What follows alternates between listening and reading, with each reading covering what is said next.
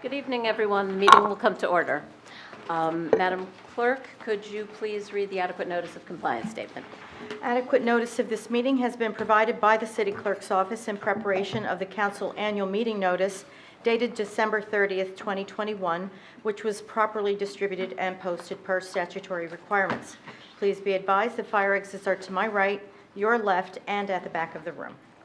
Thank you. And could we please have roll call? Ms. Allen? Here. Ms. Hairston? Here. Ms. Little? Here. Mr. Miniger? Here. Mr. O'Sullivan? Here. Mr. Vartan? Present. President Fox? Here. Okay, moving on. It's time for the Pledge of Allegiance. Could I ask Reverend Harriel to please lead us in the Pledge of Allegiance?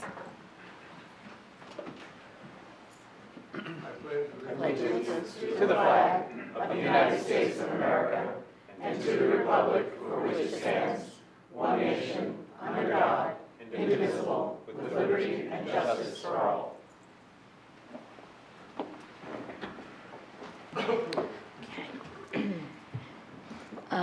If we could please have the notices regarding closed session and hearings and comments. A closed session meeting is authorized by state statute, was announced and held prior to the start of this meeting, and the known items for discussion were listed on the published closed session agenda. Please be advised that council meetings are broadcast live on Comcast Channel 36 and Verizon Channel 30, and rebroadcast on Thursdays and Saturdays on HTTV on Comcast 36 and Verizon 33. When invited to speak, please come to the lectern, clearly state your name and address, spell your last name, and speak into the podium microphone so that your comments can be understood by all and properly recorded. Whenever an audience or council member reads from a prepared statement, please give or email a copy to the City Clerk's office at cityclerk@cityofsummit.org. To help facilitate an orderly meeting and to permit all to be heard, speakers are asked to limit their comments to approximately 3 minutes or so in length. Unless you are using an electronic device to follow the meeting agenda or need it for professional emergency contact purposes, please turn it off. Thank you. Thank you. And now on to meetings minutes for approval. Do I have a motion to approve the minutes of special closed session meeting of May 31st, a regular and closed session meetings of June 1st and June 15th, special regular and closed session meeting of June 21st, and the special regular meeting of June 27th? Do I have a motion? So moved. Second. Okay. I think, Councilmember Miniger, you're probably going to have to recuse from the 21st? 21st, thank you. Yes, okay. I think I have to recuse from... From when I the was- 15th. So how would we do that? Just recuse? Just make the note that Okay. they're publicly recusing Okay. these two. All right. So with that, all those in favor? Aye. Aye. Any opposed? Motion carries. And now we're moving on to reports. Madam Mayor? Thank you, Council President. Good evening, everyone. I just have a few announcements to make, but before I do that, I would just ask that we all have a moment of silence about the horrendous shootings in Highland Park, Illinois, yesterday. I was happily at the decorated bicycle parade, watching all these beautiful children and families, and to come home and look at the news and realize in a town not unlike Summit, that the horrible tragedy occurred. So if you would all please join me for a few moments, for a moment of silence.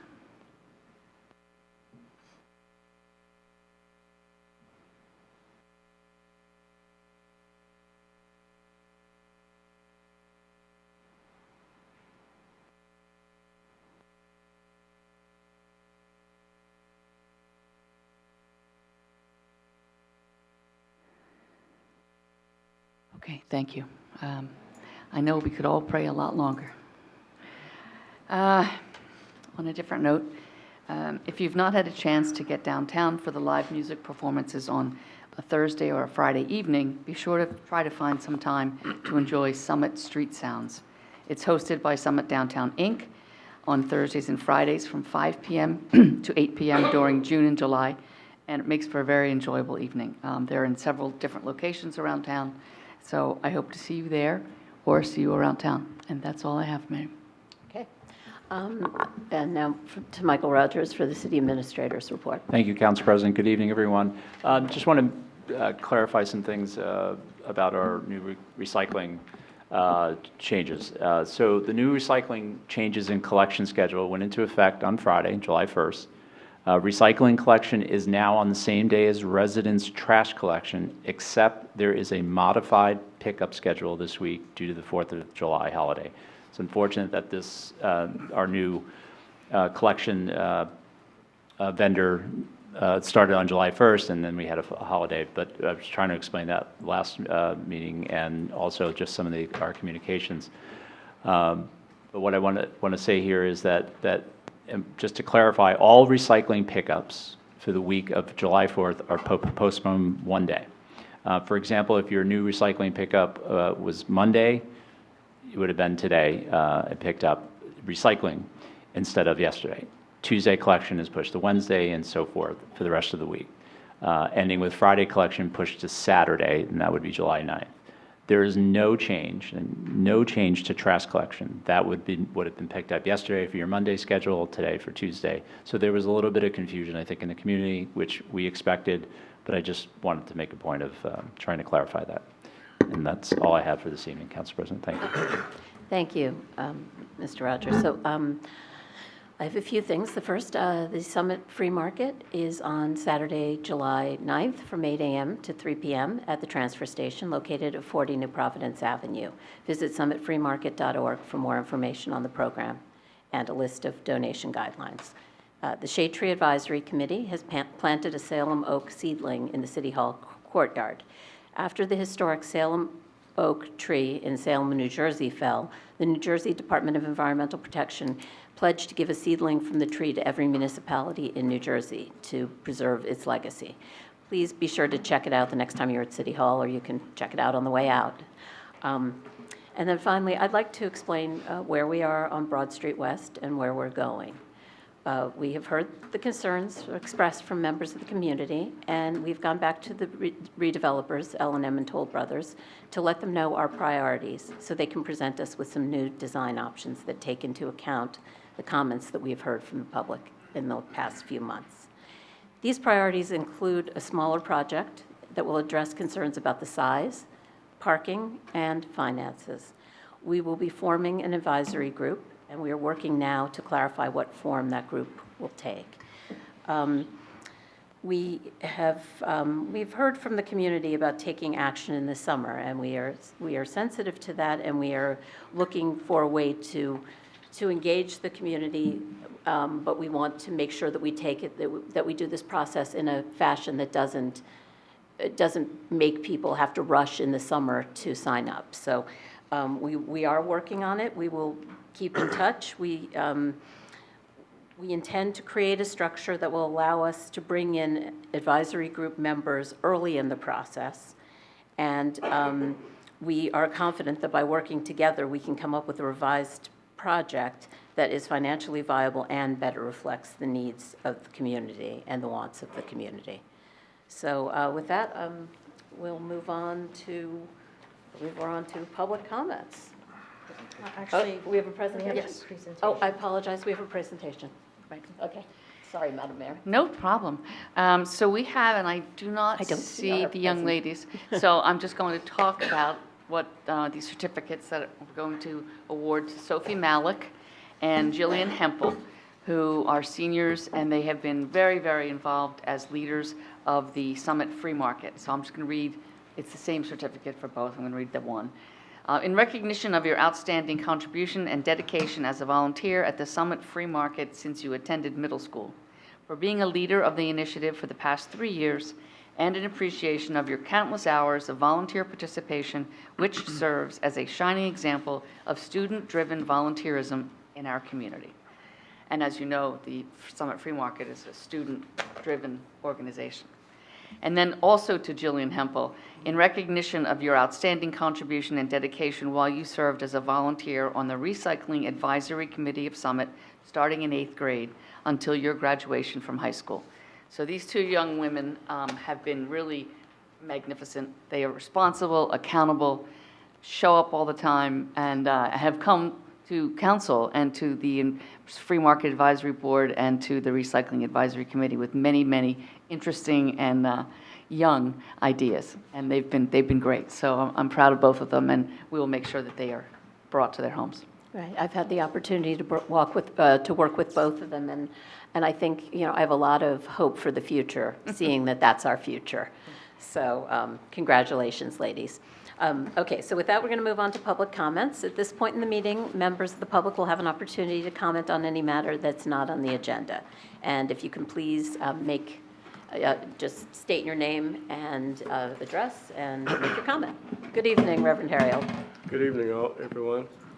Dennison Harriel, 140 Broad Street, Summit, New Jersey. Good evening, Madam Mayor, Madam Council President, City Council officials, audience, and everyone. I'm here this evening wearing several hats. One is representing Reverend Vernon Williams, who is out of town, who is the president of our Summit Interfaith Council, and who could not be here, but asked me to stand in to represent the members of the Interfaith Council. The second hat I'm wearing is representing Wallace Chapel, Amy Zion Church as the pastor.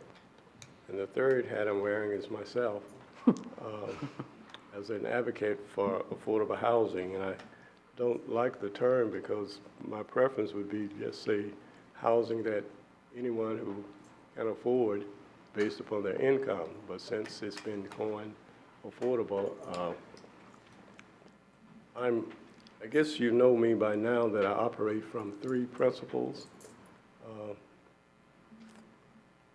Is there a need? Is it doable? And is it the right thing to do? And I've attended several of the meetings regarding Broad Street West. I think there is a need, it's doable, and it's the right thing to do. And I'm sure that going forward, the deliberations that will take place, you will reach a compromise that will hopefully satisfy everyone, or if not everyone, the majority of the people, based upon it there being a need, doable, and it's the right thing to do. I've listened to the advantages of having this project completed successfully, according to the master plan and the financial need, and also to satisfy the fair share housing, affordable housing component.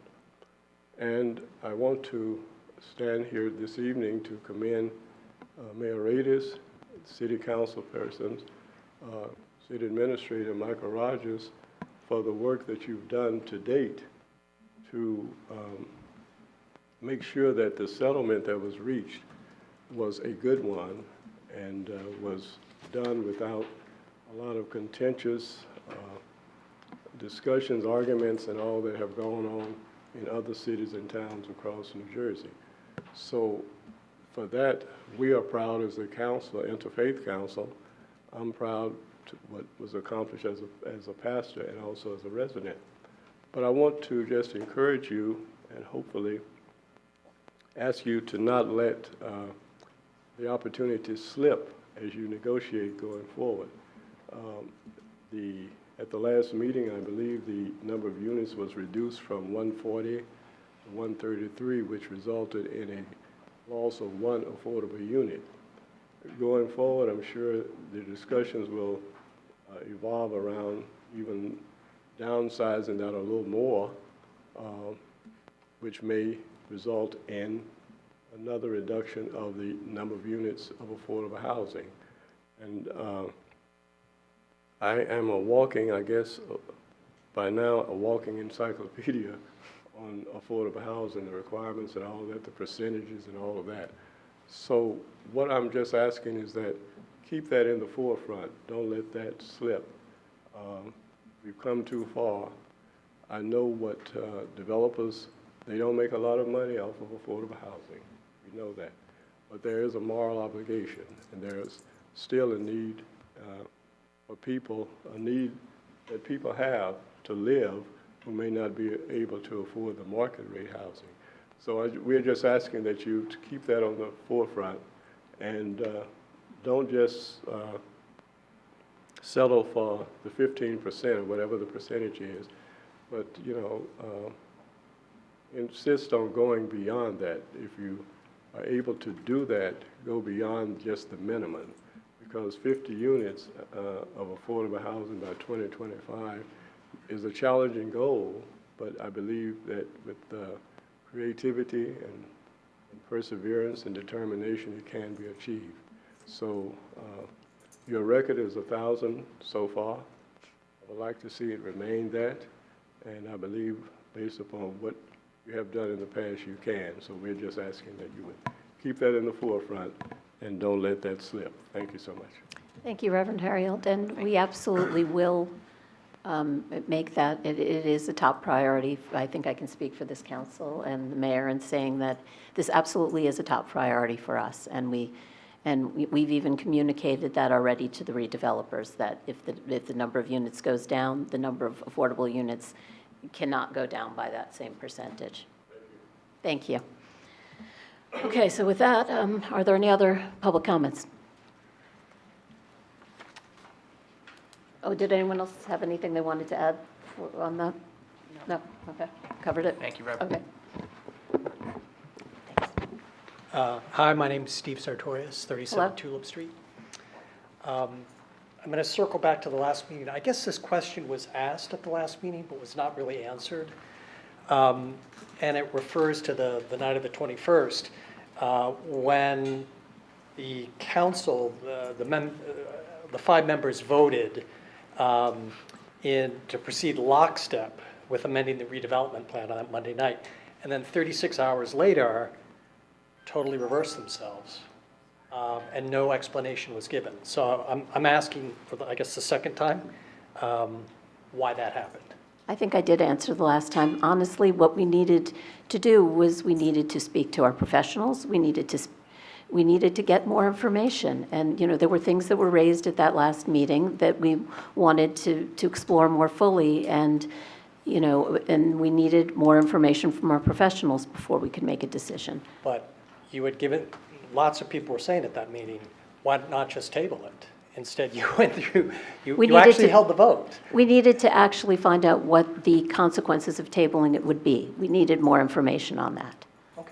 Unless, do you have anything else to say? I think that's really it. All right. The other is we more. did what you wanted us to do, so I don't understand why this is such a Because big such issue. a show was made, I think, of passing this, and it was not a over show, totally sir.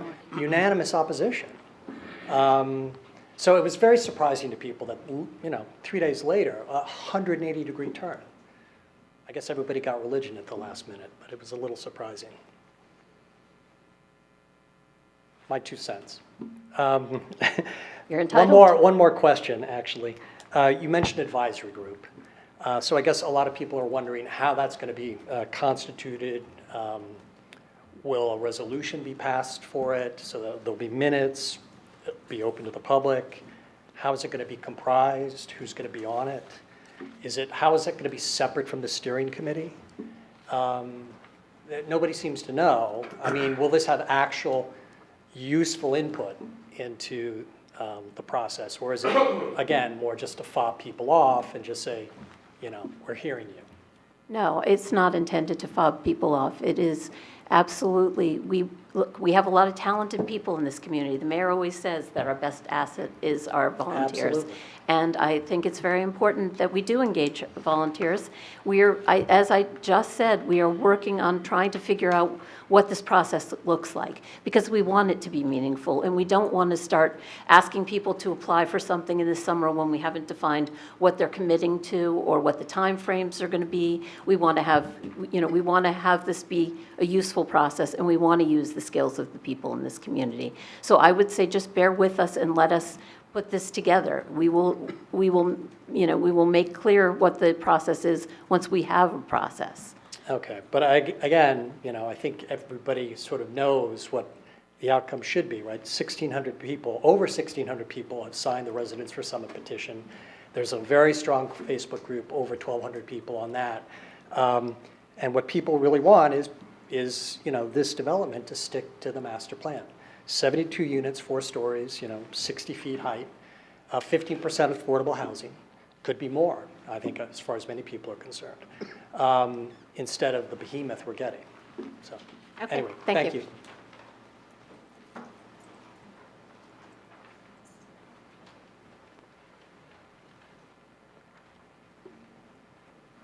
Good evening. Good evening.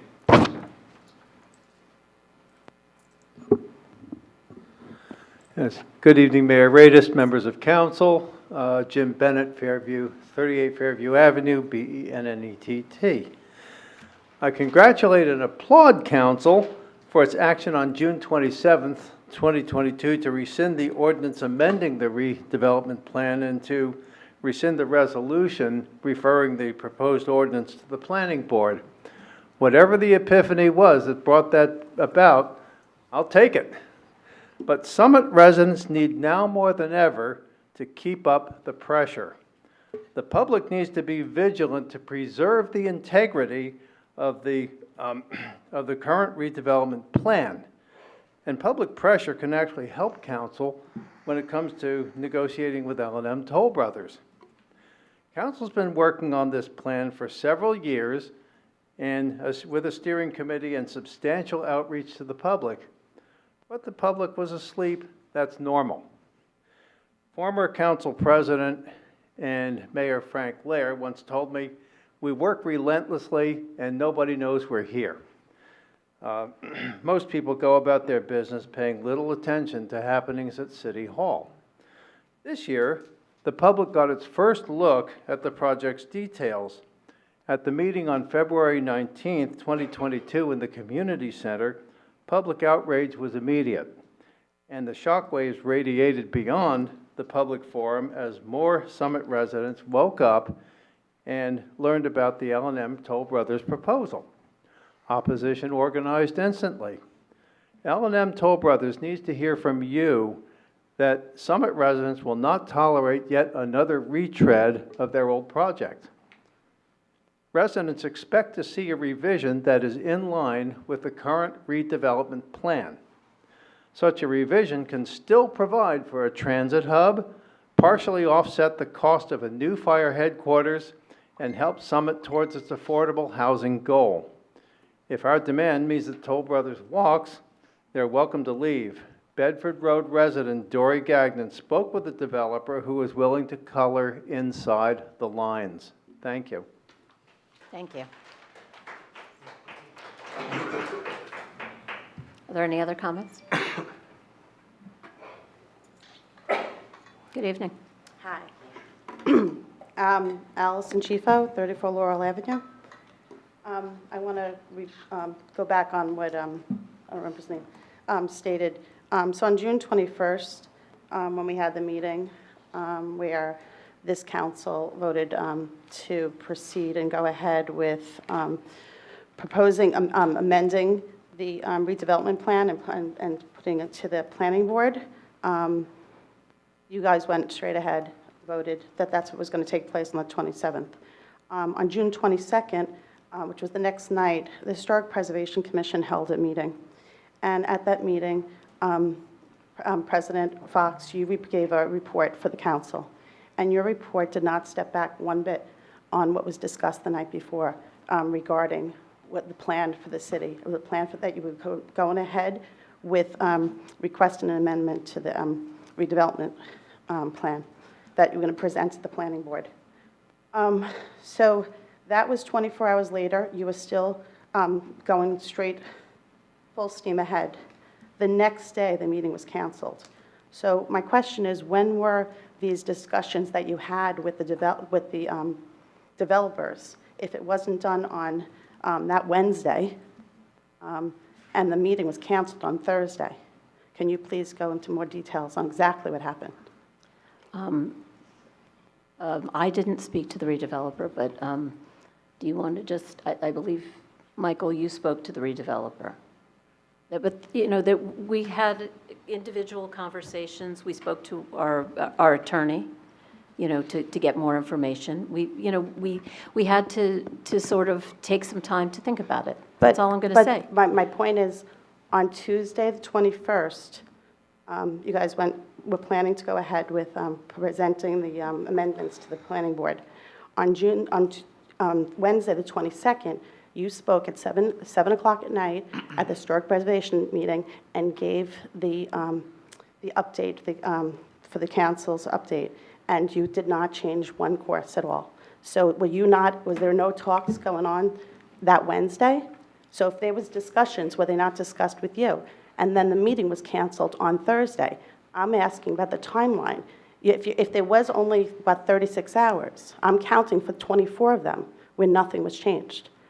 Ms. Chiefo, may I ask a question? Are you happy with the decision to to rescind the I'm request? confused about what's going on because right now, we still have is on September 13th, do we still have a meeting that's going to take place in the vote? No. No. No? Okay.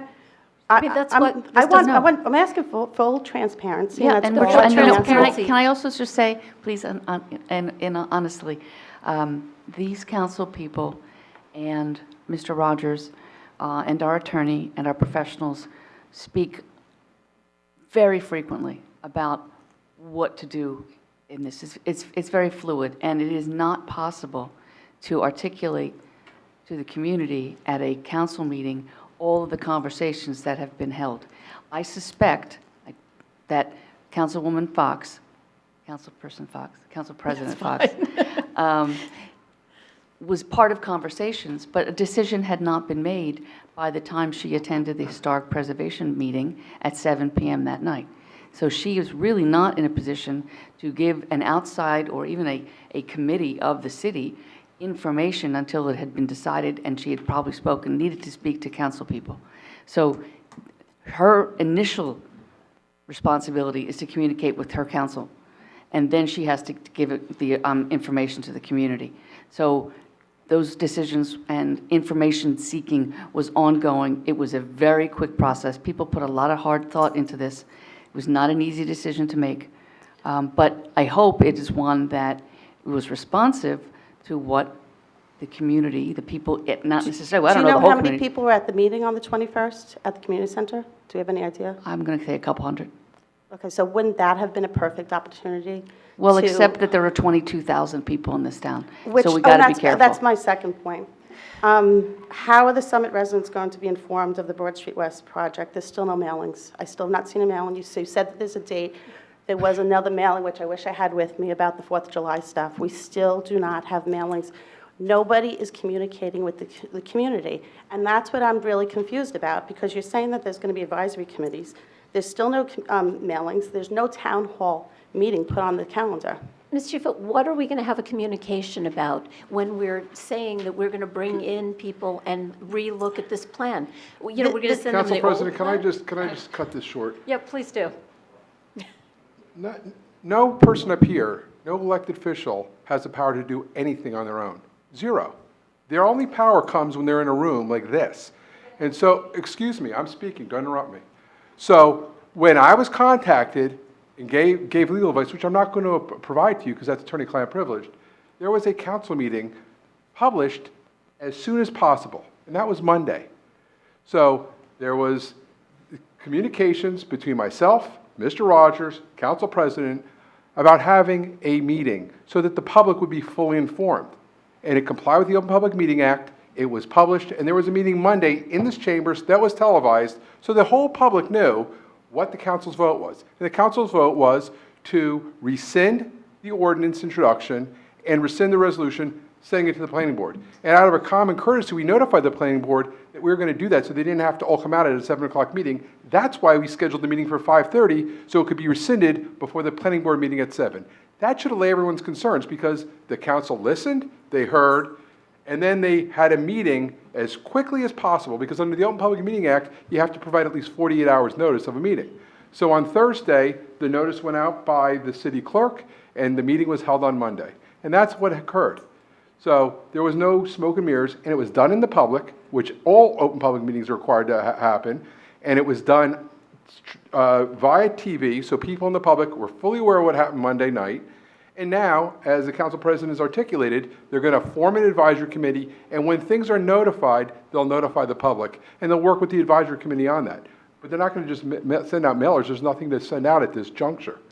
Well, isn't this development is a joint development between the city and the developer, correct? I wouldn't say a joint. Well, it's a pilot program, and there is some sort of... No, that's not, this is a redevelopment, and there are very The specific rules. city's not involved at all.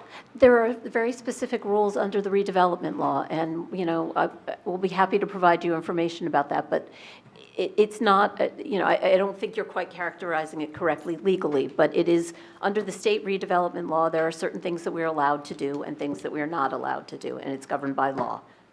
But we keep talking about the income that's going to come from this project, correct? The $600,000, whatever it is that you're going to, the annual income that we're going to receive Maybe from not the those, development. those Not numbers are all now. out the window That- now. We have to wait and see what the redesign looks like. And so back to, okay, So so, we've put the whole thing on pause right now. We're not doing, there's no meeting on September 13th. We've rescinded the resolution to the planning board. There is nothing that's being done at this moment other than us trying to figure out how do we engage the public and have the most productive conversation with the residents who have volunteered their time. And that's what we're doing now. And we're being sensitive to the fact that it's summer, and if we ask you guys to fill out applications, people are going to object because they're on vacation. So give us some time to figure this process out. We will reach out to the community, give people adequate time to submit applications, and we'll go through a process. but last time in June, you said that there was going to be a mailing. What was going to be in the mailing? You said you had to change it because of the date. Can't there be a mailing that said, this is what's going on Broad Street West redevelopment? I mean, we just don't think that that's important. People are stopping me because they see my lawn sign, they see my magnet on my car, they see me walking around with flyers. Once again, you've mentioned that people like me are giving misinformation. You've said that in this council.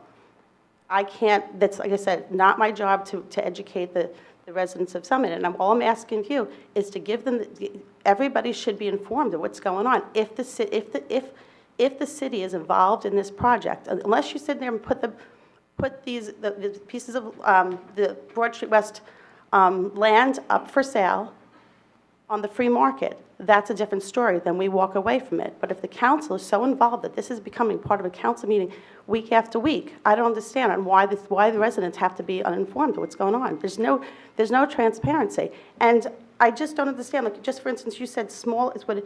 You told the developers that you want a smaller project. What does that mean? Is that less apartments? Or is that a smaller building size, building length, building height? I mean, these are questions that we've been involved, and we want to know. Why can't we, you just said small size. Can you please elaborate on that? Well, one of the things we asked was for them to show us 4 stories. What does 4 stories look like? And what about the length of the building? We've asked them to show us different options where, I'm not going to get into more detail than that. We'll see what they come back with, see if it's, and we will engage the group. I'm not getting ahead of ourselves with this. I think that's all I'm going to say about this topic. And I think the idea of sending a postcard right now, to me, doesn't make any sense because we have nothing to say. When we have something to say, we will communicate it. But will it be too late? Will it be No, the time? there's that nothing too late because There's we're no not deadline. doing anything. You can't ask people to be on an advisory committee if they don't even know what the project is. We haven't asked anyone to be on the advisory committee until we know what the advisory committee is going to look like. We're working on a So process. when will we have those answers? You know, Mrs. Chifo, one of the things that was really loud and clear from the members people of the community who are at the community center was that much of this should not happen in the summer because everyone goes away in the summer. So we're respecting that. We're not making any decisions. You flip-flopped on that. I mean, you had a meeting on July. Listen, all I'm asking is for respect. The way that you guys are talking to me is just not, is very, not respectful. I mean, sitting there I'm telling sorry. me, I mean, I just don't understand. All I'm asking, I'm speaking for the people that are not here. Why can't we just know? Just be fully transparent. That's all Because we're asking. I don't know what it is that you want us to give you because we don't have an answer. I don't want to have to sit there and one day, look at my emails and find out the meetings the next week. I just want to know how much time, how much advance notice are we going to have of anything, of these advisory meetings, of anything? When are people going to be informed of what's going on? once we figure out a process, we need time to figure out a process. Give us that time. We will communicate it, and we will be sensitive to the fact that this is a busy time. You know, the people are away now. The fall is a busy time. We will give people adequate notice. Give us the time, please, to get this done. Yeah, but what happened those 36 hours in June really make us question. You're losing a lot of our trust because of that. And I just gave you a perfect example. It was, within 36 hours, 24 hours later, you were still steadfast saying Ms. that Chief, this I has to go. couldn't say something before we knew what we were going to do. I didn't know which way it was going to go. I reported what were the facts at that time. And I really think that you're badgering us and saying that we are not, that we've lost your trust. We did what you wanted. You got what you wanted. But we Give don't know us why. time. We just want to know why did it change? Because we listened to what the community said. No, the listening was done at that meeting. Can we Yeah, just just enough. wrap it up? Yep, okay, we're done. Gotta stop engaging in notes back and forth. Yeah. Good evening, Ms. Hamlet. Hi, good evening. Delia Hamlet from 11 Brantwood. Thank you for all of your work on Broad Street West and 4th of July yesterday. Great job. The first question I have is, why do the council members, or some of them at certain times, need to be on their computers during public comments? To me, it's...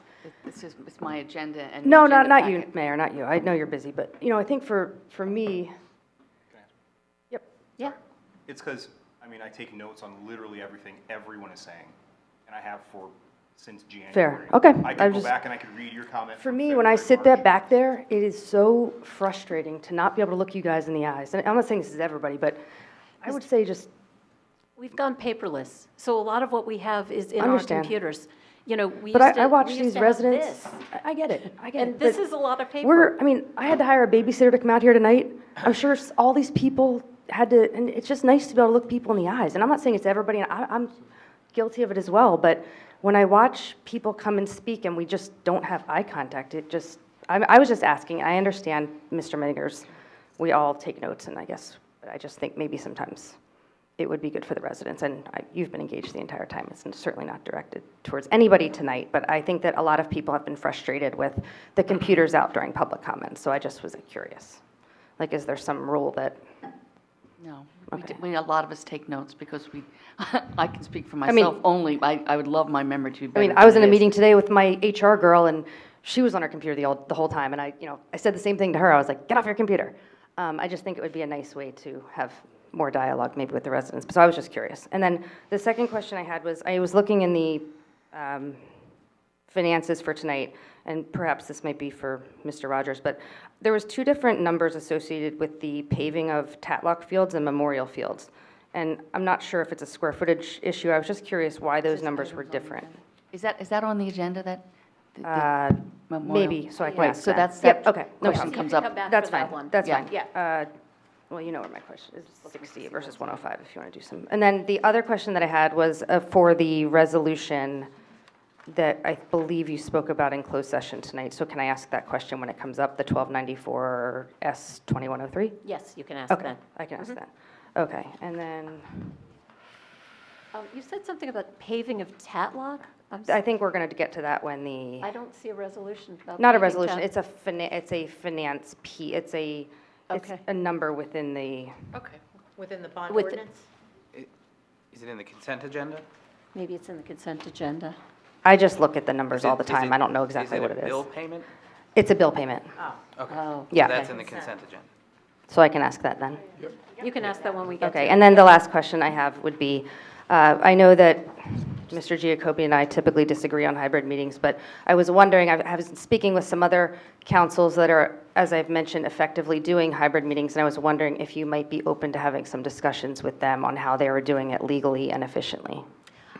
We are taking advice from our counsel, who has advised us that as long as the state law is what it is, that's not advisable to do. So I would say if you want to see this move forward, I would talk to our assembly members and our state senator and ask them to please pass some legislation to protect us. So when- you're not open to having any discussions on this? We're Because we taking have one advice- lawyer that we are taking his word from. I'm just asking. He's our attorney. You've also. But maybe we need a different one.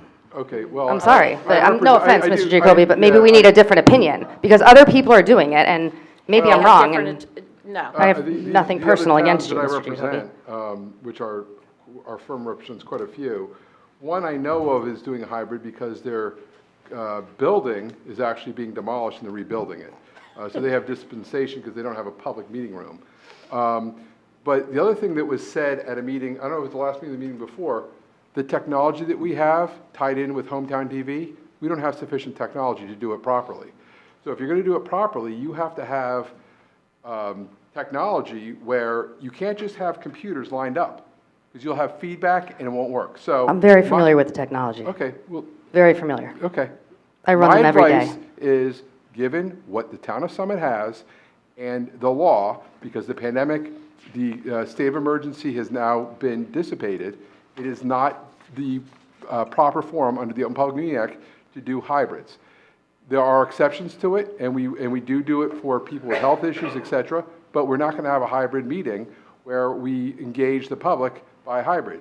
We actually had one example that occurred here one night where we couldn't get people on the meeting, and frankly, at the last meeting, or 2 meetings ago, when we had people upstairs, it didn't work. Well, can I just So- say one thing on that? I probably emailed Mayor Radist about this, but if I could make a suggestion, and I think maybe Mr. Menninger, you're probably the most suited for technology here, probably smarter than any of us in technology, but the TV out here has 0 sound, so I'm not sure if it's a situation from from the dais here to the TV. It does work upstairs, so maybe the technology people can look into that, but when people are out in the lobby, you can't hear anything. But people upstairs. I sent a Okay, your good, email to yeah. Rosie, and she forwarded to our Okay, good, technology yeah, guy. because I mean, you wouldn't know it because you're here. It was so. tested before the meeting, but some, technology sometimes doesn't work as planned, and we are aware of it, and it's been followed Okay, up on. that sounds good. Well, thank you so much. Through you, Council President? Yes, of Can we course. get an update on where we are on the repairs in the technology or the replacement you. technology for this room? And whether we have a quote yet? It was in the capital budget. We're currently working with a vendor to hopefully install an upgraded system very shortly. As a matter of fact, we have the gentleman here because they just, That's part of convenient. their service is to come and observe. I saw your truck outside. And observe how the meeting works. I did not know that. Sound, the quality. Yeah, we were wondering. And Ms. Hamlet raising some questions. I saw your white truck. For them to hear. And I would We are also, working I would on it. also just let the public know that the vast majority of public entities in New Jersey are doing it live, not via Zoom. The state Senate does it live. The state Assembly does it live. The vast majority of towns do it live. Well, we're gonna- All school boards that I represent do it live. How many of our planning boards do it live? I can't speak to planning boards. And all our boards. We're Zoom, correct? No, it's a mix. It's an It's a option, mix, mix. yeah. But public Well, meetings, we're going to disagree on this, Mr. Jacoby. I That's fine. We apologize. can- But we can- there are there's community. very few. There, You named two. but You there are said Bayonne some, and Red I would Bank. just like a dialogue on Well, why they can do it since legally and we There's can't. 565 municipalities, and you've named 2 that do. We are doing it. disagree. Okay. I'm just asking for some dialogue on whether or not you would be open to some conversations, and I guess the answer is no. I don't recommend it based on the law. The way the law is written, I don't recommend it. The Ms. law Hamlet. was written specifically for the pandemic. So if the legislature, the better place to go, as the council president said, talk to your assembly and senate. You guys have a very powerful senator in the state called the Senate President, who is from Union County. So they can pass legislation, and if legislation's passed where bodies can hold open public meetings via Zoom at any time, then that would make answer everyone's questions. That's from the legislature, not this body. But thank you very much for your time. Okay, thank you. Next. No, there's no line. Go ahead. Good evening. I was sitting at home and I had to come up here because I want to thank you guys for listening. I want to say, to me, in this time when democracy doesn't feel like it works, during this You time, can keep the mask when on, it but- feels like democracy doesn't work, I really appreciate how you listen. You worked really hard on that, and it's hard to turn around and do something different because you hear your constituents. You put a lot of effort into that. I can understand that. And I really appreciate that you turned around to me. And also for people who are saying they aren't communicating, I'm signed up. Go to the website, sign up. I get texts, I get emails. the council doesn't make a left or right, and I don't get some text or email. So if you choose the options, it's very easy, check, check, check. You'll get more emails and texts than you ever want. So I just want you people to know that there is a way to get communications, and in this day and age, most people are getting their communications via email and text, and I'm getting tons of them.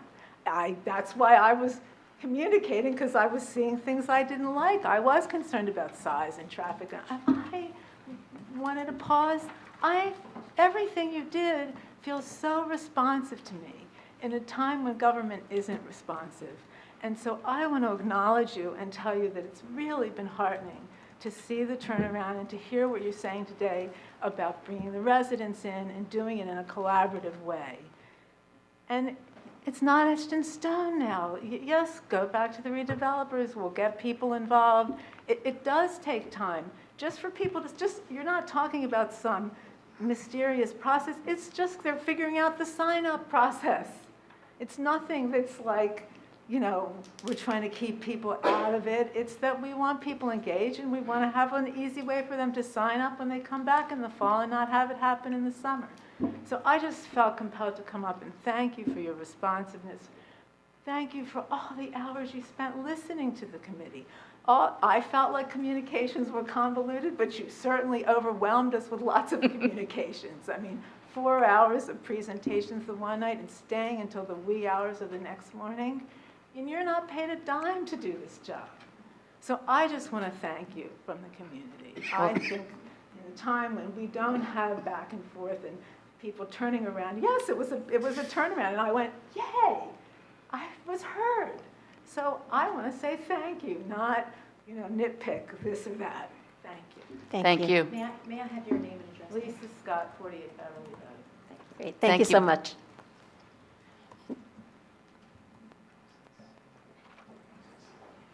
Good evening. Sue Roberts, 48 Oakland Place. So I just have 3 quick questions based on some stuff that was said before.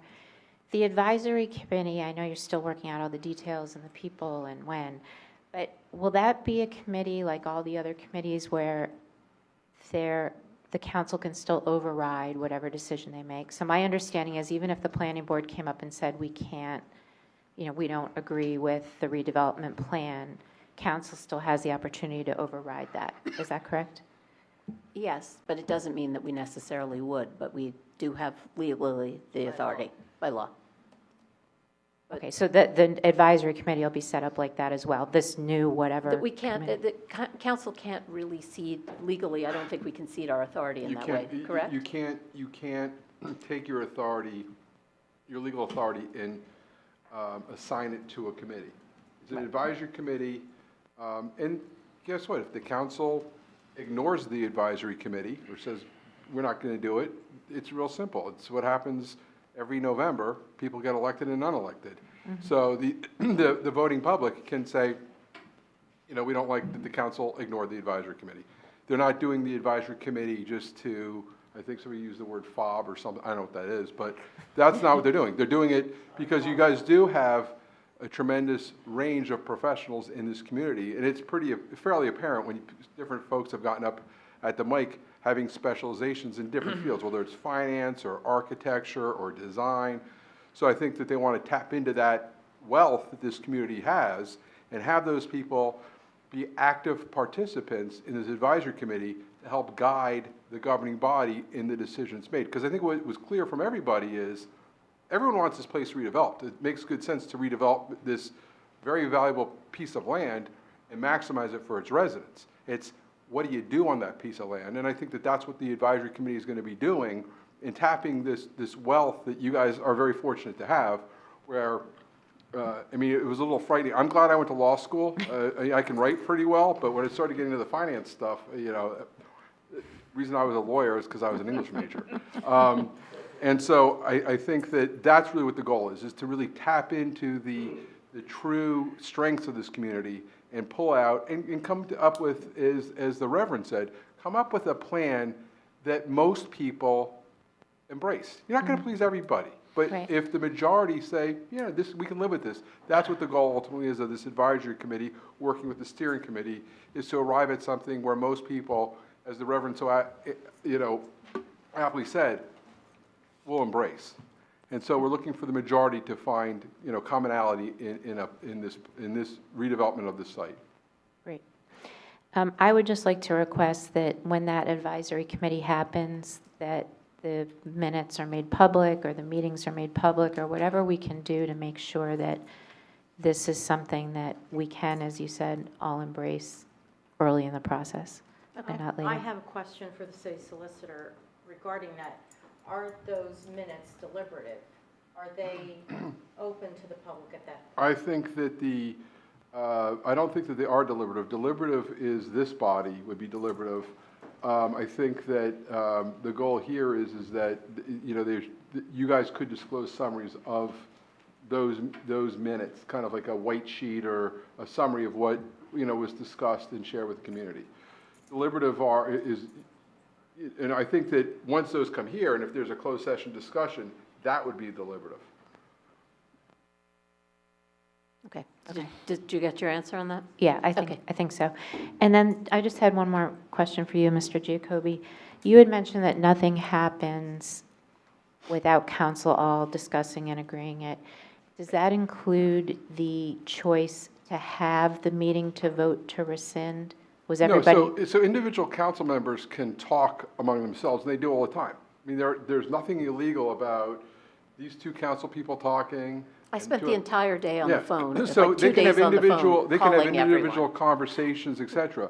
What a council can't do is you can't have a group call of 5 or more, a quorum, without it being noticed. Okay. And individual council members, so Council President Fox could have individually called every council member and they I said, did. yep, let's cancel it, let's rescind it, let's do that.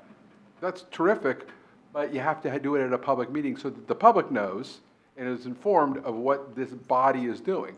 That's why when Council President Fox had polled people and said, we can do this, they contacted me, I gave them legal advice on how to do it, and the soonest that we could have that meeting, before the planning board meeting, was 5:30 Monday, and that's when it occurred. And it occurred before the planning board meeting so that it could be rescinded before the planning board even met.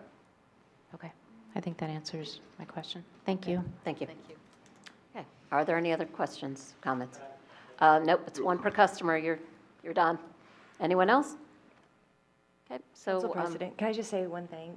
Sure. Just to allay fears, because just listening to everybody, I would say that it's safe to say that there is no votes for Broad Street West through August and September as you assemble the committees and get the, go back and forth to the developer. So I was listening to Mrs. Schifo and saying that she was concerned about timing. Is it fair to say, I think it seems pretty fair to say. Certainly Yeah. not August. I don't Yeah. anticipate that we'll have anything in September. Right. Because I think it's going to take us time to get to a point where we can take any action. Right, because we can't really have a vote until there's a new redesign and so forth. Of course. So I think that's just an important statement Yeah. for the Yep. community to know. That's a fair statement. Okay, Okay. thank you.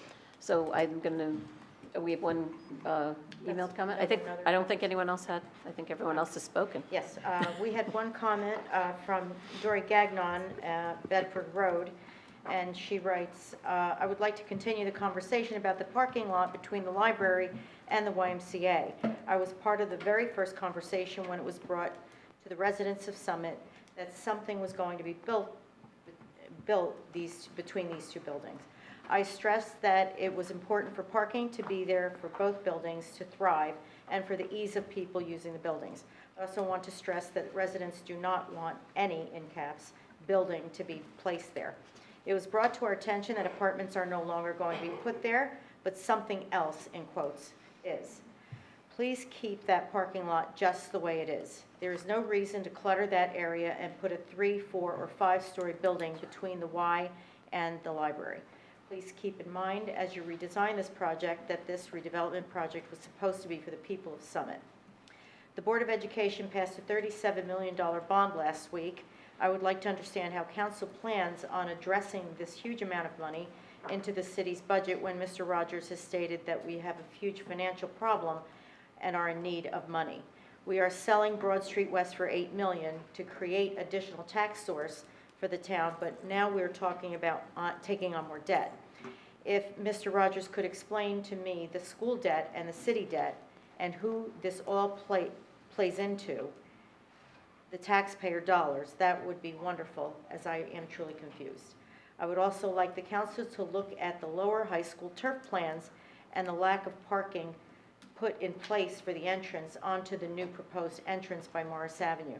Before agreeing to this new bond, I would like to hear how this lack of parking, once again, a serious issue in this town, is going to be addressed. Thank you, Madam Clerk. So, wait, can I have the letter for 1 minute? please? Sure. I just want to make sure that I cover this. Thank you. So as far as the issue about Sub-District 2, which is the lot between the library and the Y, that'll be a topic that I think the advisory group should discuss and, you know, figure out whether it makes sense, whether it doesn't make sense. We are very much in agreement that anything that we do needs to preserve the parking between the library and the Y for those two institutions. But I think that other than that, there's no action being taken, and the advisory group will have an opportunity to weigh in, and we'll hear what they have to say. So with that, I'm going to toss the second part about the bond issuance to Councilmember Vartan. Sure, through you, Council President. And then, so I'll start, and I'll ask Administrator Rogers to fill in anything I missed. So when thinking about municipal finances, there's the three buckets where money goes: the schools, the county, the municipality. There are times when it makes sense to think about all of these things together. For example, when you're paying taxes, you want to see how much more or less you're paying than last year. You look at the whole picture. So this year you have 1.98% increase in the municipality, of 1.6% increase in the schools. The county had a flat budget, and Summit's apportionment of the county was reduced. So what we owed in county taxes actually went down. But altogether, combining all three of the components, you're looking at about a 0.9% increase in overall taxes over last year. So you pay that, and then it's split up about 50% to the schools, about 30% to the county, about 20% to the city. So there are other times, though, when you really do have to think about them separately. For example, the city could hire an additional staff member. We're not gonna, but we could hire an additional staff member. That changes our share of the budget, but it doesn't change the school budget, right? So the debt is the same way. The schools are responsible for the school buildings, grounds, and vehicles. The schools do fewer capital improvements less frequently than the city does because they simply manage less infrastructure. The schools manage the buildings and the grounds and the vehicles. The city manages all the city buildings, streets, sidewalks, playgrounds, parks, fields, and a much larger fleet of vehicles and equipment. The portion of the school budget dedicated to debt service is smaller than the city's. Another big difference is the frequency of these types of expenditures. The schools are not going to do another bond issuance for the next several years, while the city tries to do a minimum of at least certain road projects and certain equipment replacements that happen every year. So the schools taking on debt to do these projects has virtually no impact on the city's budget. In this instance, I know it's counterintuitive. It really does only make sense to think about these as separate buckets. The revenue and debt challenges that we've been describing as it relates to Broad Street West will still continue to be a challenge whether the Board of Ed takes on new debt for these projects or not, because it's our portion of the bucket that we're having the issue with. I recognize also that the timing of this as related to the Broad Street conversation adds a complex community conversation in parallel to a separate complex community conversation. And I think I speak for everyone up here when I say we encourage a high level of public scrutiny on the Board of Ed's bond process. We always encourage the Board of Ed to fund only projects that are necessary and advance the quality of the education that's provided in Summit. Because at the end of the day, the schools are the greatest contributing factor to our property values. And this does all come back to one tax bill. So we fiercely advocate that every tax dollar spent must be done so responsibly, which leads me to say I agree with Ms. Gagnon. More information is needed on the lower high school turf.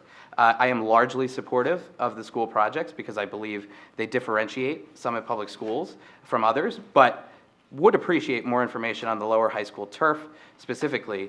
So I'll be looking to have a conversation with some BOE members and Board of School Estimate members on that, and I hope this is helpful. I had a prepared thing because we got it earlier. So, Michael, would you help me fill in? Yes. Make me stop talking, Michael. Sure, Council President. So I think you laid out, certainly from the taxpayer standpoint, it all looks the same. And what complicates this in Summit is Summit's one of 12 communities in the state of New Jersey that's a type 1 school district. So when you look at our budget, you actually see the school debt in our budget, and when we levy whatever the total amount that they need, we take that money when it comes in from taxpayers and we pay their debt service, their annual debt service. So you see that in our budget. So it can be easily confused that it's our debt, but it's not. Two distinct public entities. We have our own separate debt statements. I will just throw some numbers around here to just understand the difference where the school is from a debt service standpoint and the municipality. The school, prior to this, what you're hearing about today, $35 million there that the Board of Education, I think, approved, goes to the Board of Estimate this week. It's a separate amount of new debt that they're talking about, but as of the end of last year, it was approximately $21 million. And so in the context of what they can take on in any debt, like any school district, they can go up to 4% of the municipality's equalized valuation, which is $7.6 billion in this community. So what that means is that 21 million of that amount is essentially 0.28%. That's where the school district is. That's roughly their annual debt service payment this year, $3.56 million. That's about, of their $80 million budget, approximately $80 million, that's 4.4%, their annual debt service payment, which doesn't show up in their budget, shows up in our budget. We pay their debt service. That's why it gets a little more confusing for the average taxpayer. The municipality, on the other hand, has its own debt, including 2022 capital budget. We are at approximately $82.48 million. That is bringing our net debt to equalized valuation at approximately 1.09%, roughly 1.1%, of the 3.5% that we could go up to in the equalization valuation. There's a lot of statutory borrowing power both entities have, but we are relatively low compared to other municipalities, as well as the school district is for their own debt. So that's the difference. When we're talking about Broad Street, we're talking about our own municipal debt that we're looking to take, to try to at least offset future debt service payments. And so I can understand the confusion.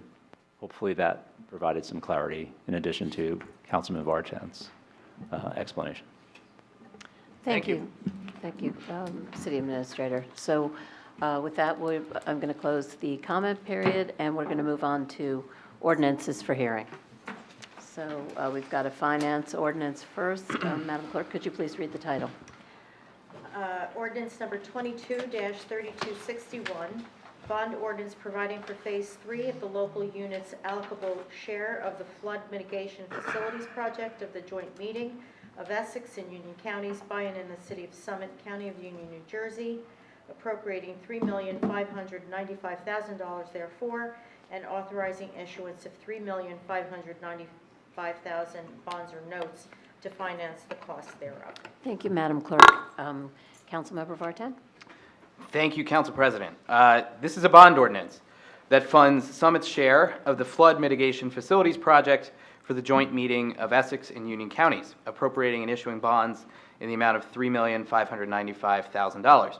I will say three things about this. First, as a reminder, the joint meeting is the wastewater collection and treatment facility that serves Summit as well as 16 other municipalities. Founded in the 1890s, it's also one of the oldest examples of municipal shared services. Second, the facility functions well, and there is no need to expand capacity. Instead, this project protects the facility from flooding, which is an example of absolutely critical infrastructure. We need this facility to work. And third, Summit's portion of this phase of the project is almost $3.6 million, but FEMA will be reimbursing 90% of that cost to the city of Summit. So I move to open the hearing on this ordinance. I second. Okay, are there any comments from members of council? Okay. Comments from members of the public?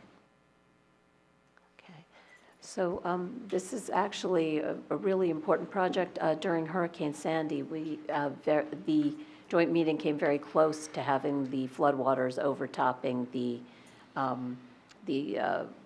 walls that are there now. And if something like that happens, we are all in for a world of hurt. So this is an extremely important project that many communities rely on, and this is our share of. It's allocated based on the amount of sewage that we contribute to the facility. So it's apportioned fairly, and it's essential, and I very much support it.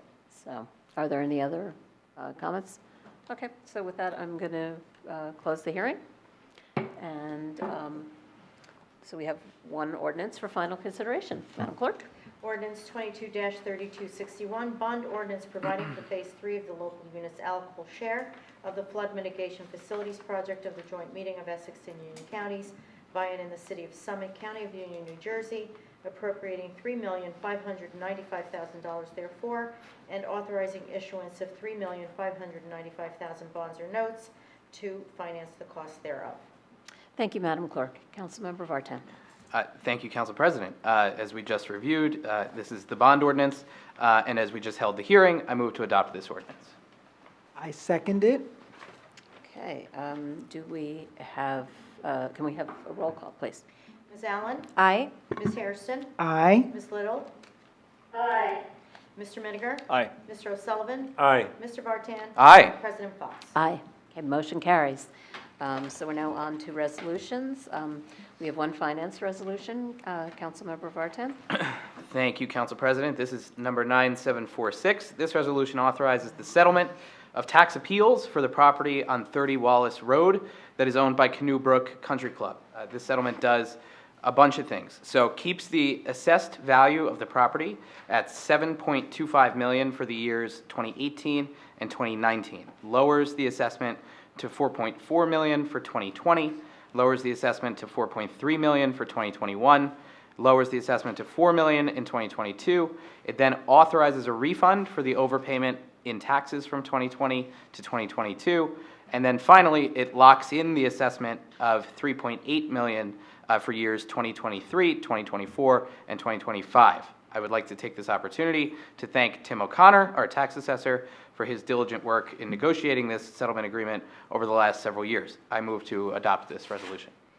And I second it, and also thank the attorneys, our expert attorneys, who have been working on this for some time. I strongly second this resolution. Are there any comments from members of council? Comments from members of the public? Okay, hearing none. All those in favor? Aye. Aye. Any opposed? Motion carries. So we're moving on to capital projects and community services. Councilmember O'Sullivan. Thank you, Council President. This is ID number 9755, a resolution authorizing application and receipt of New Jersey Department of Environmental Protection Site Remediation Program. Hazardous discharge site remediation funds to be utilized for the cost of the preliminary assessment action at 396 Broad Street, Block 2706, Lot 1234, and 7 Cedar Street, Block 2702, Lot 2. The city submitted this application last year to fund a preliminary investigation report for the property where the city's firehouse is located, because it is designated as a site in need of remediation by the New Jersey Department of Environmental Protection.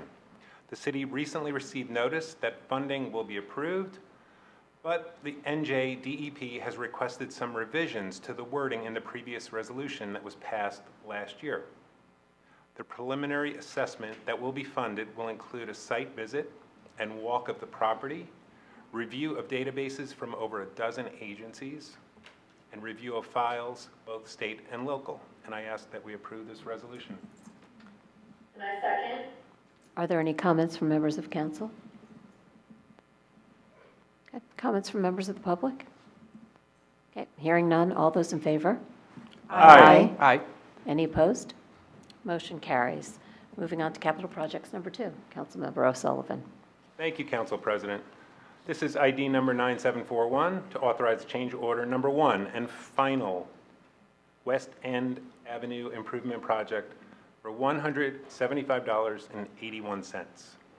This is the final change order for the West End Avenue Improvement Project. Revax Corporation has completed all of the work to the city's satisfaction.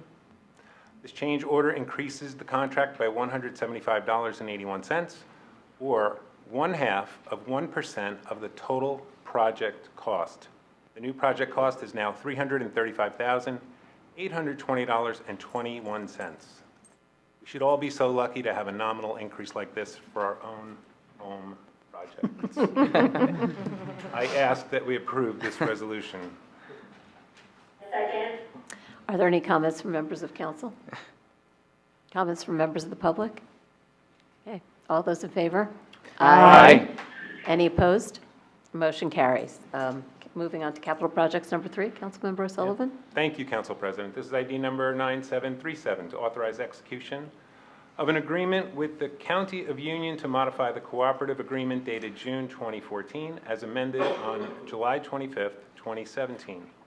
Under parameters of the grant language, the City of Summit must enter into an annual shared services agreement with Union County to be eligible for this grant.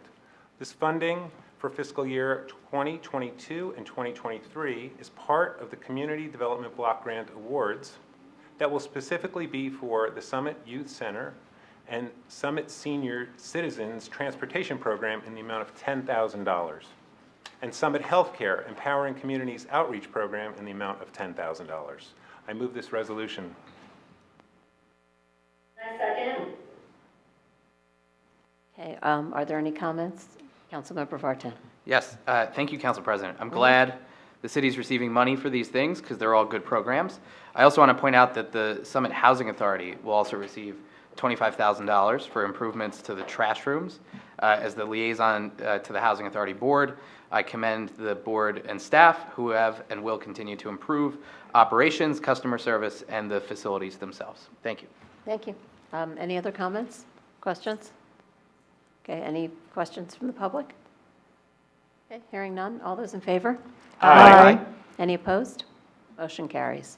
Okay, one last resolution. Councilmember O'Sullivan? Thank you, Council President. This is ID number 9738 to declare a vacancy in the Department of Community Services, maintenance worker in the Division of Public Works, Recreation, Parks, Trees Unit. Due to a recent resignation in the Recreation, Parks, and Shade Tree Unit, we need to declare a vacancy for this position. As we discussed this earlier in the closed session, I ask that we adopt this resolution. I second. Are there any comments from members of council? Comments from members of the public? Hearing none. All those in favor? Aye. Any opposed? Motion carries. So we're now moving on to safety and health. Councilmember Little, would you like to take the first resolution, please? Thank you, Council President. Safety and Health Resolution number 1 is Resolution 9730. It's to authorize submission of the U.S. Department of Justice Bulletproof Vest Partnership for replacement of body armor grant application. This is through a DOJ program which provides funding for body armor, and we are requesting a grant in the amount that will cover 4 new sets of body armor for the police department. We will be reimbursed up to 50% for that equipment if the grant is approved, and there would be a 50% match on the part of the city. And I ask that we approve this resolution. I second. Are there any comments from members of council? Comments from members of the public? Hearing none, all those in favor? Aye. Any opposed? Motion carries. And then, would you like to take the other resolution, please, Councilmember Little? Thank you. Safety and Health Resolution number 2 is number 9740, and it's to authorize state contract purchase for the police department for motor vehicle recording devices in the amount of $124,334. This is the final year of a 5-year contract with Axon Enterprises to install motor vehicle recording devices which integrate with the Summit Police Department's body-worn camera systems. So this is the final year of the program, and this would replace existing systems with the latest technology so that we can move forward with this equipment. And I ask that we approve this resolution. I second. Are there any comments from members of council? Comments from members of the public? Okay, so hearing none, all those in favor? Aye. Any opposed? Motion carries. So we're now moving on to Administrative Policies and Community Services. Councilmember Allen. Thank you, Council President. I'd like to introduce Resolution Number 9739. This resolution opposes and urges legislators not to advance Legislative Bill 1294 and S2103. The legislation has a top-down approach and undermines local planning and zoning laws, and in essence, it would allow developers to purchase certain office parks and retail centers to convert them to mixed-use developments without seeking a variance from the local zoning and planning boards. While there are areas that could legitimately benefit from repurposing office parks or retail centers, passing a state law that allows developers to supersede local zoning laws should not be the answer. This would be a new precedence that chips away at local control. This legislation, and I'm going to paraphrase from quoting the bill, considers local zoning an impediment to growth, and that zoning ordinances in suburban towns universally limits opportunities for mixed use and unintentionally stands in the way of providing developers and employers modern spaces they desire. In reality, local redevelopment and housing law provides municipalities with tools and power to convert to mixed-use spaces where municipalities thinks it makes sense. While the intention of the bill is to allow for revitalization of blighted areas, the unintended consequences is that all cities would be subject to this legislation. So this resolution advocates for local municipalities to maintain local zoning and planning control so development happens in a smart and fitting way for communities without standing in the way of progress. I encourage every resident to reach out to their local legislator and the sponsors of the legislation to let them know that this legislation is bad for New Jersey, and I ask that we adopt this resolution. I second. Are there any comments from members of council? Councilmember O'Sullivan. Just one. I wish the legislation had clearer language about the needs and wants of the millennial generation, but I'm happy to support this resolution because New Jersey is a home rule state, and I believe in Summit controlling its own destiny. So. Thank you, Councilmember O'Sullivan. Anyone else have any comments? Comments from the public? Come on up, Ms. Hamlet.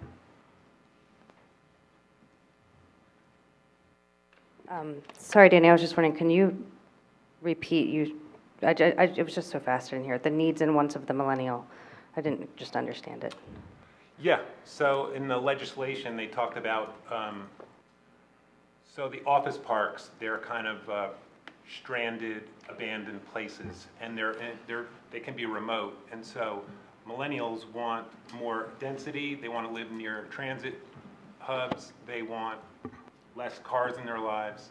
So these kinds of office park developments are car-centric, basically. You need a car to get there, you need a car to leave, there's nowhere to walk. Developments like Broad Street West are walkability is a key factor, connectivity, walking to the train, walking to a town. So that's what is in the legislation, talking about what millennials want and then what they're providing for these new developments, these new communities that clearly in their language in the legislation that millennials don't want. Got it, thank you. Sorry, it was fast, so I didn't understand it. Thank you. And then, so how do we pick and choose, I guess, which bills and legislation that we fight for and oppose and which ones that we don't. And I'm sorry that I just don't understand it. But for instance, like, how do we decide as a council, like, when I looked at the agenda yesterday, it said that we clearly opposed this, which I don't really have an opinion on right now, but how do you decide, or at what point in the process do all of you decide that you're opposed to a legislation? Is it before the meeting tonight, or is it last week? I just was trying to understand the process. Generally, it goes through our Administrative Procedures Committee. They monitor what's going on in the legislation in the state, and, you know, and we get information from the League of Municipalities, the clerk, our attorney, and, you know, we get advice about what kinds of things might affect Summit, and either positively or negatively affect Summit, and we, you know, we talk about it. It's really a recommendation from the committee. They speak about it and spend a lot of time learning about it, and then they make a recommendation. So this is actually the first time, you know, that we are all discussing it as a whole. But we all have read the recommendation, the memo, and the supporting information that comes with it, and that's how we've all based our opinions based on that. I guess that's why I was just confused, because when I read the agenda, it said opposed, but then I didn't understand how you actually had discussed it, and I was just, maybe it's my naivety. It was just a recommendation from the committee, but, you know, if I thought it was a great idea, I could vote no. I could vote no and not support this resolution. But I think in general, when we do these kind of things, it's because it's very clear cut that it's not a good thing for us, or it is a good thing for us, depending. Understood. Yes, Through you, Councilmember Council Hudson. President. And, Yeah.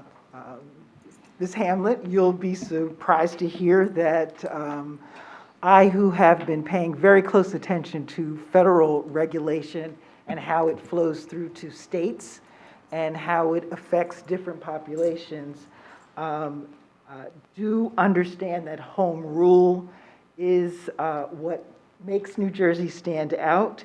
But this is legislation that is trying to help a different set just than blighted communities, and it is trying to reach other constituents. So for that reason, I'm actually not in favor of this, of opposing it, of this resolution. So Understood. You're going to see something that is unusual, but I appreciate you clarifying for folks how this council body works. And because I don't think people understand the amount of work that goes on in committees and how they are doing lots of research, and we all don't necessarily agree on all of those. Yep. Understood. Thank you very much. Appreciate it. Can I respond to that, too? Yeah, Or just to add to Councilwoman Hairston's point, just maybe to make a little bit more of a plea for your vote. This is actually, it wouldn't necessarily apply to a place like Summit, in that they say that it would have to be a percentage of the park or the shopping center that's vacated. It would have to be a certain percentage would be vacated.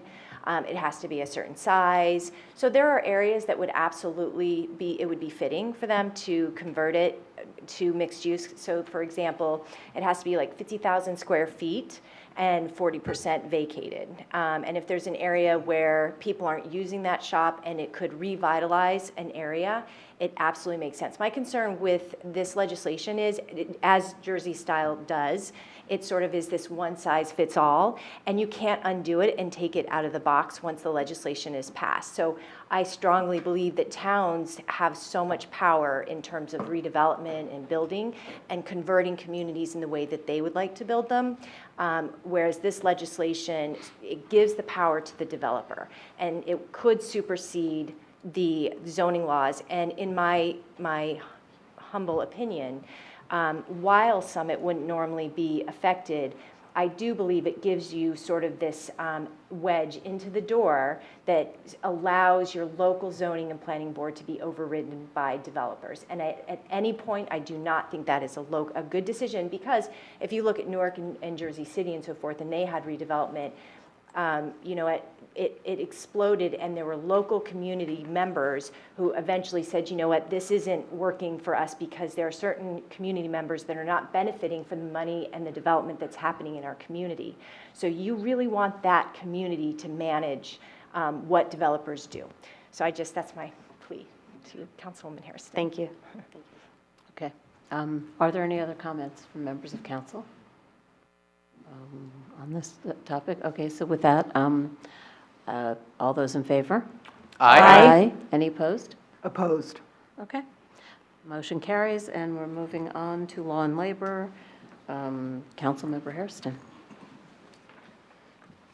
Thank you, Council President. I'm introducing Resolution ID number 9757 that was pending our closed session discussion to authorize extension of sick leave with pay for a member of our finance department who will be going under surgery and needs 6 weeks' time to recover. And so I recommend approving this request to extend sick leave.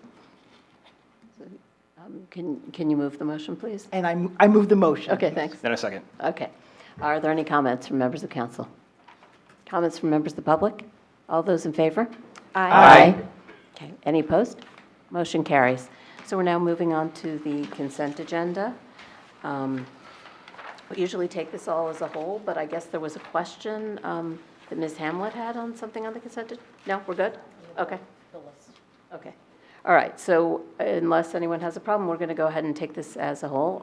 Do I have a motion? So moved. Second. Okay, all those in favor? Aye. Any opposed? Motion carries, and then we're moving on to council members' comments, new business. Anyone have anything they'd like to say?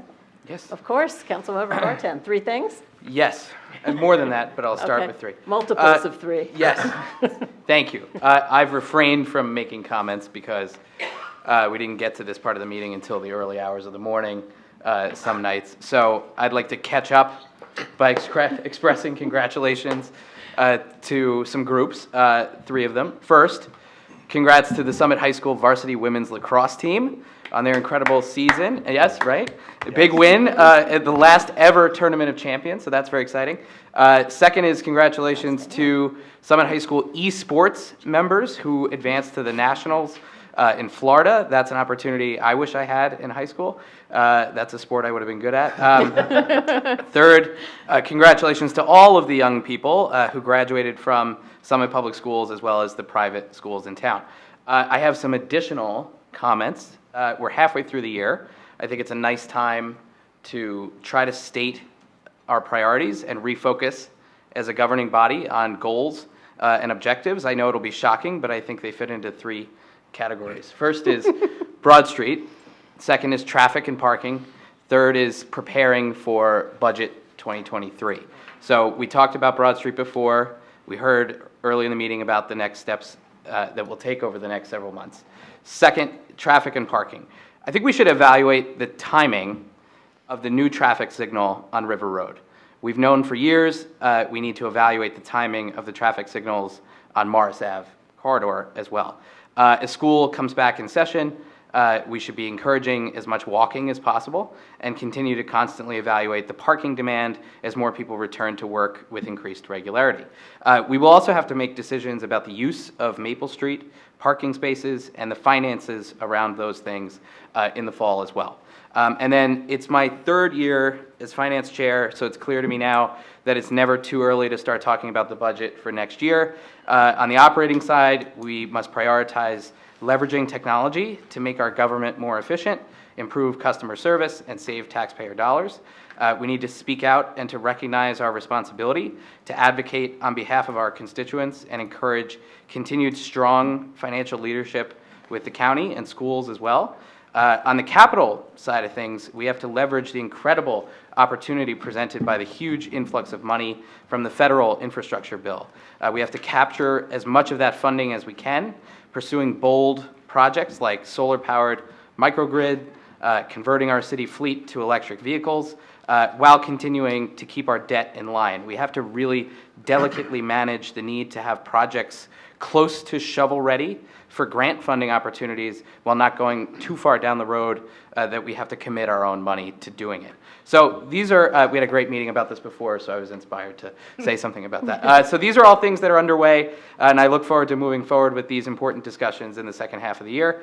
And I thank my colleagues and city staff for their dedication to making this great city even greater. Thank you.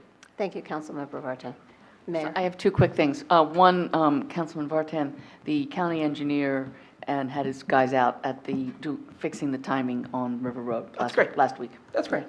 Wonderful. And then also, last week, the new head of the Office of Emergency Management, Joe Hauk, who was a former head of the fire department in Summit, ran an exercise with all the different departments, heads, and members of staff in the city, along, obviously, in the fire, EMS, members of Bristol Myers Squibb were there to do what's called a desktop drill scenario. And we spent several hours doing it. There was a lot of preparation that was done in advance, but basically it was a cyber attack on the city's computers. And the issue was that there was a couple different problems that happened in the morning, and then there was a ransomware request for money. And so every department had to sort of figure out what are they going to do, what are the things that we need to be prepared for. It's ultimately our communications officer, her chief, all of her passwords and access to SwiftReach, Nixle, everything was gone. So it was a really, really useful exercise in determining how you find out. And it turns out that Mountain Valley, the dispatch center, they can do reverse 911 and SwiftReach. So and we have to use phones because nobody could be emailing. The email was shut down. So it was really fascinating. And I just want to thank Joe Hauk publicly for organizing all this, and all the department heads that were there and worked hard throughout the day. Like Tammy Baldwin's, one of her things was, okay, well, if we're shut down for a week, how do I figure out getting payroll type people? So it was really a very good exercise, and I know that we'll do this on a regular basis. So anyway, to thank everyone. Thank you, Madam Mayor. It's a little scary. Councilmember Hairston. Thank you, Council President. I just want to respond to the residents who were speaking about Broad Street West, of course, but community engagement. And I want to thank Council President, and I want to thank the mayor, and I want to thank the steering committee for the pause and for not only focusing on those folks who are taking the time out to come to these meetings time after time, but there is also a commitment to re-engage with community members who are not coming out and who are following along, and who did as our resident, Miss Allen, not Miss Allen, Lisa, I'm forgetting her last name, Scott, who was listening, and that this council has a commitment to re-engage folks and get them excited about Broad Street West. And you'll be very enthusiastic to hear some of the things that will be coming, because the staff and the council do not pause while the summer happens. Things are keeping us going, and community engagement is very high on our priority list. So I just wanted to thank Ms. Scott for coming, and for the request for that community engagement to not just be for those who are opposed, but for those who are interested and look forward to having confidence in this council. Thank you, Councilmember Hairston. Does anyone else? Councilmember O'Sullivan? Yeah. Thank you, Council President. So I wanted to talk about composting in Summit. We started a program on June 1st, and we just got the numbers in for the first month, and it was a little over 1,300 pounds of food waste were diverted from the waste stream. And so I tried to put that into context with our city engineer. I said, how is that? He said, well, considering we did 0 pounds in May, it was a pretty good increase. And so I just want to talk about the benefits of it and the ease of it. And because I've bought in, it's been amazing in my house. It's easy, it doesn't smell, and it has a noticeable impact on the amount of trash that goes to the curb on my pickup day, which is Friday. So I just want to encourage everyone to give it a chance. It's very simple. I have a bucket with a lid right outside my back door. Like this morning, shared a grapefruit with my wife. Normally that rind goes in the garbage, and that stuff gets really heavy. And when you compost it, you're diverting really heavy garbage away. And it saves the city money on tipping fees, and it's just really good for the environment. Now, in Summit, our garbage all gets incinerated, which is not a great process either. Some other communities, their garbage goes to a landfill. And when you have all that food in a landfill, it's releasing methane into the atmosphere, which is a greenhouse gas, which is really bad. The numbers say most household trash can be up to 40% of your food can be up to 40% of your overall waste. So it's a great way, besides what we have the Summit Free Market building, we all do our recycling, but food waste, it is, if I can do it, and we've all bought in, and I want to say, I probably did about 100 pounds of food waste, went to the transfer station in the month of June, just out of our house, because we've really bought in, and we're not wasteful. It's just, you cut up fruit, it goes into your bucket. You cut up stale bread, goes into your bucket instead of the trash. So I want to encourage everyone to do it because it will have a noticeable impact on our bottom line here in Summit, and it'll have a noticeable impact on the garbage that goes to the incinerator, which is not a great outcome. We can reuse the food and that's the other point. The food is brought to Elizabeth, it goes to a treatment plant, it's turned into a slurry, and then turned into renewable energy. So you're not getting a product back, whereas I know some people in this room probably compost at home and they get a product back. This is not going to be that. But if you are composting at home or you use a private vendor, keep doing what you're doing. But this is an easy entry point for newbies like me. So that's it. Thank you, Councilmember O'Sullivan. Do we have a, never mind. A partner?